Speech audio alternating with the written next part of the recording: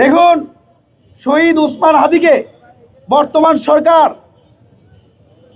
ঢাকা মেডিকেলে VIP treatment দিয়েছে। বাংলাদেশের অন্যতম যেখানে ব্যয়বহুল চিকিৎসা, সে এভার কেয়ারে চিকিৎসা দিয়েছে, পরবর্তীতে সিঙ্গাপুরে চিকিৎসা দিল। মৃত শহীদ ওসমান হাদিকে যেই প্রোটোকল দিয়েছে, জীবিত হাদিকে যদি তার 1% দিত, তাহলে আমার ভাইকে আজকে আর কবর যেতে হতো না। কিউব হোল্ডিংসের গল্পে সেই রেখাটি আঁকা হয়েছিল আজ থেকে 1 যুগ আগে। নকশাই আমাদের ভাষা। Cube holdings limited.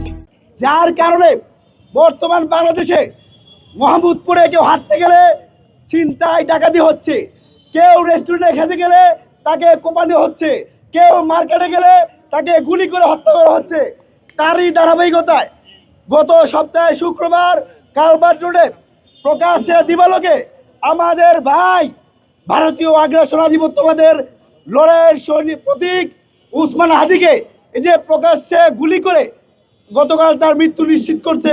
রাষ্ট্রের আইন শৃঙ্খলার চরম অবনতি না হলে এরকম হইতো না।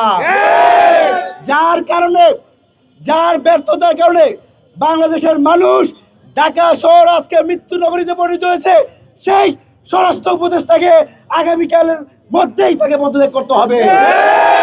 একই সাথে এই যে পুলিশ প্রশাসন, যারা আসিফ নজরুল বলেছেন পুলিশের মধ্যে নাকি 80% এখনো আওয়ামী লীগের ক্যাডার। আমাদের লজ্জা লাগে, ধিক্কার লাগে। আপনি পদে থেকে কার কাছে বিচার দিচ্ছেন? এই যে আওয়ামী লীগের ক্যাডারদেরকে যারা প্যাট্রোনাইজ করছে, সেই স্বরাষ্ট্র মন্ত্রণালয়ের বিশেষ সহকারী খুদাবক্স চৌধুরীকে পদত্যাগ করতে হবে। আগামীকাল আমার ভাই হাদির জানাজা দুপুর 2:30টায় সংসদ ভবনের দক্ষিণ প্লাজা অনুষ্ঠিত হবে। আমরা রাজু ভাস্কর্যের পাদদেশ থেকে স্পষ্ট করে বলছি, আমার ভাইয়ের জানাজার পূর্বেই স্বরাষ্ট্র উপদেষ্টার পদত্যাগ নিশ্চিত করতে হবে। যদি পদত্যাগ করতে ব্যর্থ হয়, তাহলে যদি ইন্টারিমের প্রধান প্রফেসর ইউনূস আগামীকাল জানাজা অংশ নিতে চায়, আমরা তাকে জানাজা অংশ নিতে দিব না।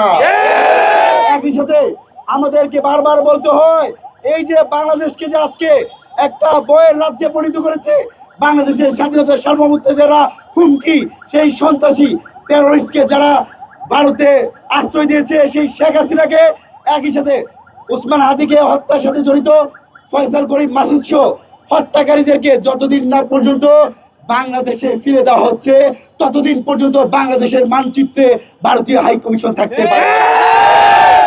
একই সাথে আমরা দেখতে পেয়েছি, এই যে বাংলাদেশে গত 1.5 যুগ ধরে যে অন্যায়, অত্যাচার, নির্যাতন, জুলুম হচ্ছে, শেখ হাসিনাকে দৈত্য দানব বানিয়েছে সেই ভারতীয় চোর আওয়ামী লীগের প্রজা।